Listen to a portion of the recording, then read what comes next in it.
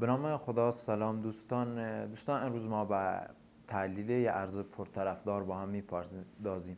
ارز شیبا چه سال گذشته سود بسیار خوبی داد، همونطور که می‌بینید تو نقشه خیلی سود داد و زیادن رفت بالا. ببینید دوستان، این نقطه فعالیت شیباست. از این نقطه شروع به فعالیت میکنه، سرانجام شروع میکنه به ریزش.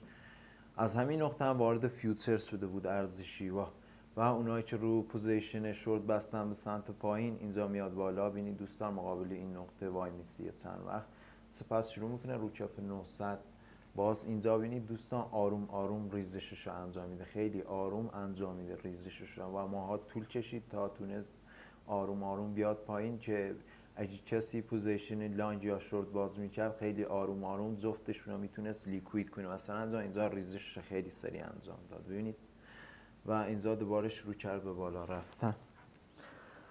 دوستان الان ارز شیبا تو نقطه بسیار حساسی قرار گرفته. اگه این نقطه رو بشکنه بخواد بیاد به سمت پایین، قطعا این نقطه رو خواهد شکست و تا 350 خواهد ریخت.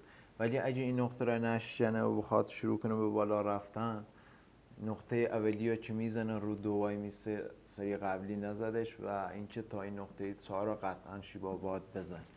و ارز شیبا هم ارز فیوچرز داری است، هم تو برترین صرافی ها الان لیست شده. ببینید دوستان، ما باید ارزای فیوچرز دار بخریم. چرا؟ ببینید دوستان، اینجا وقتی اینجا آروم آروم شروع میکنه به ریزش. ارز شیبا خیلی آروم، وقتی اینجا ریزشش خیلی سریع انجام میده، دوباره اینجا شروع میکنه به بالا رفتن تو این نقطه. و سرانجام اینجا تو یه نقطه بسیار حساس قرار گرفته که اگه بخواد بره بالا، قطعا باید تا 2 را بزنه و اینجا بیت کوین هم باید حتما یه سقف جدید بزنه دوستان. و اینکه تا احتمال 4 هم هست که بره بالا، احتمالش خیلی زیاد است بره بالا.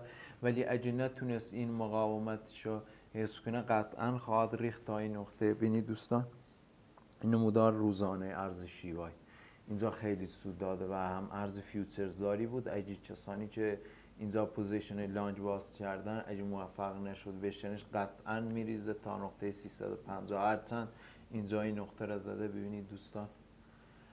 و اینکه احتمال بالا رفتن بازار که هست، اگه هم شما در همین الان خرید کنید، شما به سود برخورد میکنید. و اگه دیدید این نقطه شکسته شد و خواهد به سمت پایین اومد، قطعا این نقطه و این نقطه با این نقطه همشون اینجا با هم شکسته میشن و میره رو 350 قرار میگیره. ولی اگه این نقطه شکسته نشد، قطعا تا 4 یا 2 را خواهد زد.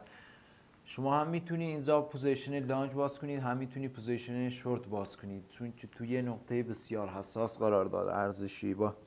و اگه گفتم که این نقطه حفظ نشد، قطعا تا 350 خواهد ریخت. شما پیگیرش باشین، ببینید اگه ریزش بود ارزاتون رو بفروشید و رو 350 بخرید. اگه هم رفت بالا، قطعا همینجا شروع میکنه بالا رفتن و اولین حرکتی که خواهد زد رو 2 است دوستان. نه اینجا وای میسه نه جای دیگه، قطعا رو 2 وای میسه. ببینید دوستان، مقابل این نقطه.